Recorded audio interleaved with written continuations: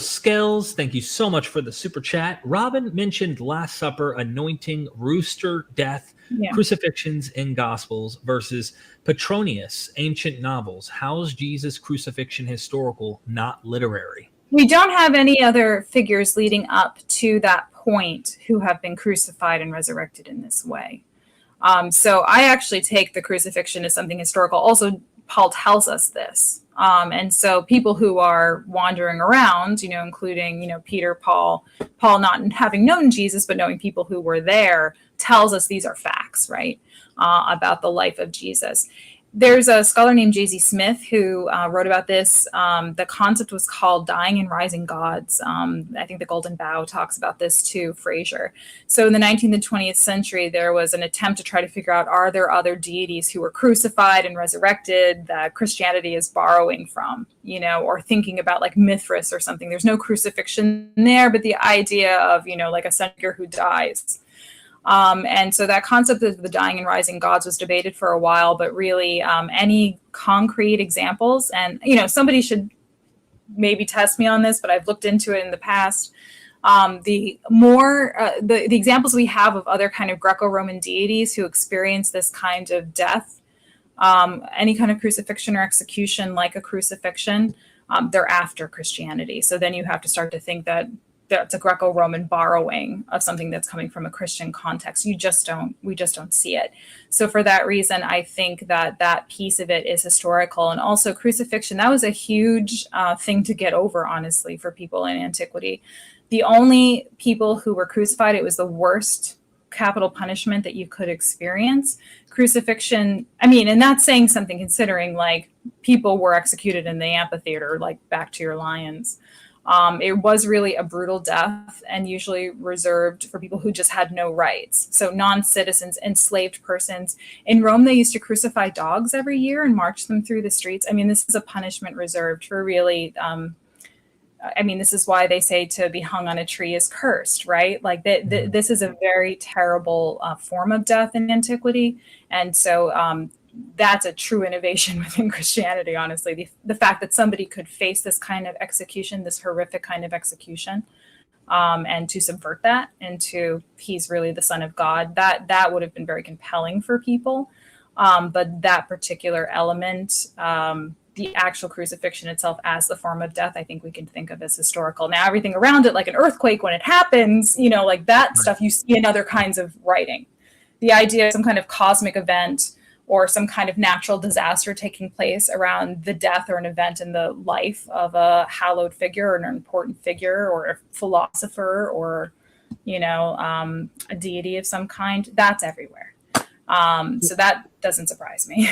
But just to give a little pushback / context there is that is it not possible that in the decades following this Jesus cult's origins, that they would take a catastrophic event of a death of a hero or demigod figure, similar to other myths that have deaths, may not be crucifixion, but Attis cutting off his junk and bleeding to death, or like crazy other examples, and they just kind of modeled one. I believe there was a guy. I think he was crucified too, but I'm trying to give some credibility or potential credibility to saying, is it possible that a legend completely whole cloth is invented between those decades? I tend to think that there's legend built up around a guy who was crucified, and it just works in the motif of death because it's ubiquitous. I'll say this. I think that, if you look at the crucifixion scenes across even the canonical Gospels, they're not the same. The time of day is different. The thing he says on the cross is different. Who's there is different. The arrest is different. If you break it down, there are some similarities for sure, but they're all different. The thing that, if we think about literary motif, just, in the context of the question, I'm pretty sure that that's a historical statement that this guy was crucified. What exactly happened in the context of that crucifixion is the thing that I'm saying has literary elements. So even if I go back to, say, Matthew, just because we haven't talked about Matthew yet, back to that idea of like cosmic element or like natural phenomena. Like there's a star that tells the Magi where to go. And then when he dies, there's an earthquake, right? Like that kind of event that would have been something that would have resonated with somebody to say, oh, so he was important. This was, yeah, he's on par with these other figures. He's in the Hall of Fame. He's in the Hall of Fame. There's a book that I recommend. Hold on. Is this your friend on Matthew? Is this the, oh, sorry, go ahead. Oh, no. So this is, can you see? I can't see. Can you see this? Documents for the study of the Gospels. The Gospels. Yeah, this is an older book, but I assign pieces of it to my students sometimes, and it's by Fortress Press. Let me see, what year is it? It's first edition, 1980. So when I say it's an older book, it's an older book.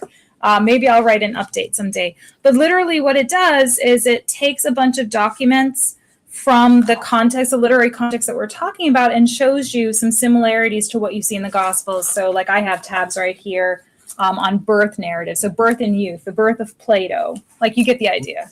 So the birth of Augustus, and it's just like little short passages that when you read it, you're like, oh, that's where the Gospels got that, right? They have a collection of teachings, Aesop's Fables. Aesop's Fables have that kind of pithy, to the point, moralistic turn that you see in some of, say, the parables or the stories of, the teachings of Jesus. So I just opened up to the rich man and the tanner, the money lover, enemies, the cat and the birds, the mule. You know what I mean?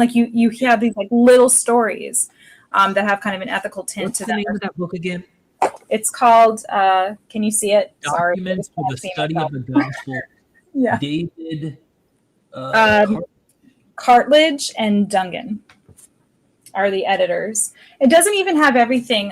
When I teach my Greco-Roman Context of Early Christianity course, I use this as a basis and then I supplement it. I just give it to my students and I tell them, open up the New Testament, open up these documents, and I give them themes, show me natural disasters, show me miracles, show me pithy, parables.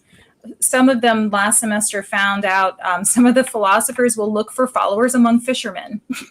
Pythagoras, I guess, does that in some texts, right? So all of those motifs, I'm not saying the gospel authors necessarily are referring to all of them, but back to literary context. So something like the crucifixion being supplemented by ideas of natural phenomena makes sense to me.